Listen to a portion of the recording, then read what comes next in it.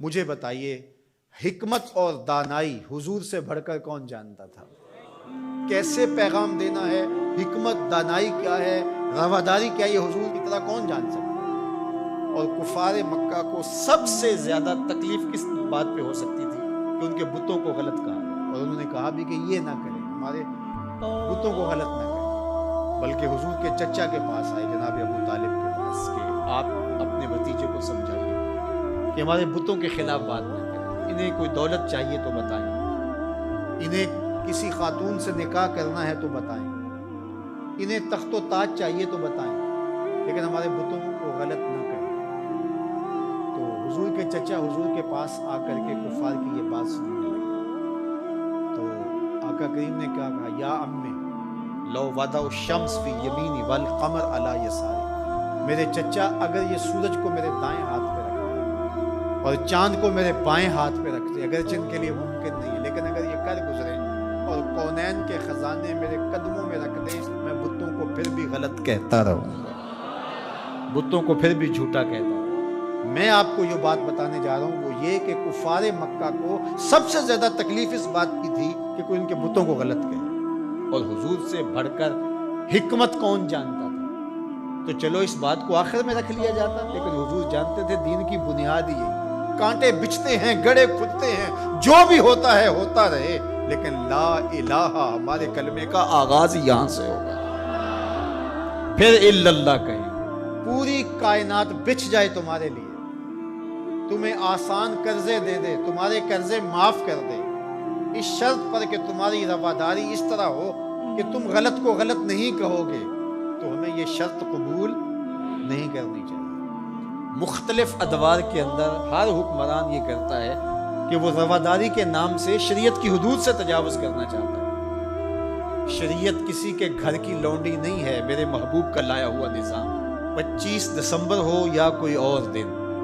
ہولی ہو یا دیوالی یا کوئی اور موقع ہو،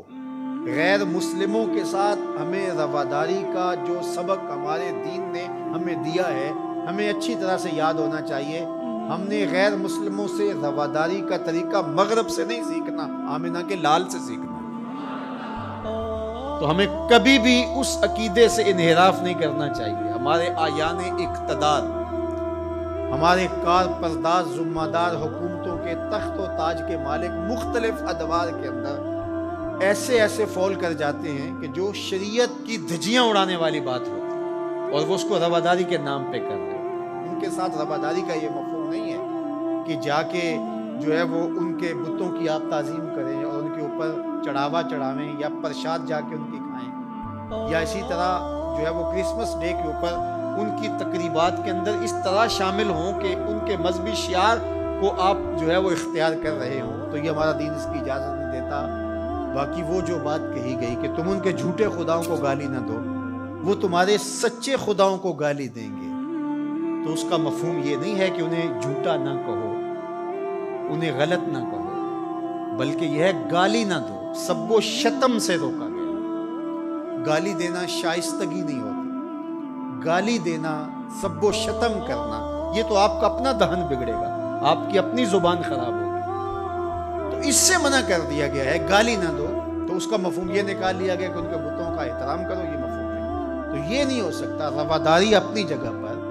رعایا ہے اگر غیر مسلم اسلامی ملک کے اندر ان کے ساتھ حسن سلوک اپنی جگہ پر، اور وہ ہمارے اسلام نے ہمیں واضح کر دیا ہے، ان کے ایک ایک حق کو متعین کر دیا۔ فقہا نے اس پر بہت کھلے دل سے بحث کی ہے، کوئی امر مخفی نہیں رکھا گیا، معاہد کے ساتھ، مستامن کے ساتھ، ذمی کے ساتھ ساری چیزیں بیان کر دی، بلکہ جو معاہد کے ساتھ جو ہے وہ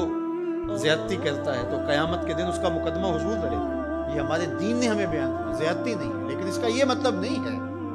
کہ جو ہے وہ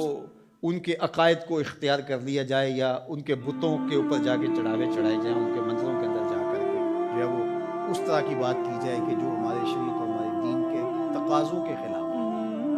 تو ہمارے دین کا آغاز نفی سے ہوتا ہے، لا الہ، اس کے بعد ہے ایک، اللہ کے علاوہ کوئی معبود نہیں ہے۔ اللہ ہی معبود حقیقی، وہی معبود برحق۔ ہماری پیشانیاں صرف اس کے حضور جھکیں گی، اس کے علاوہ ہماری پیشانی کسی کے آگے سجدہ ریز نہیں ہوگی۔ اللہ اکبر۔ حتیٰ کہ پیغمبر بھی ہوں، ان کا احترام ہماری زندگی ہے، لیکن سجدے کی اجازت ان کے لیے بھی نہیں دی، ان کو اس مقام پہ نہیں کھڑا کر سکتے جو شان معبود